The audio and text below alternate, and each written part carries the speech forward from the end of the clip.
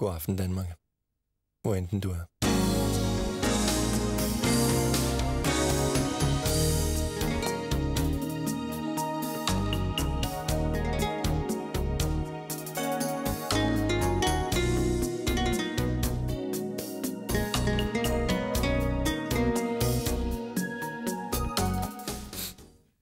Er det Helga? Ja,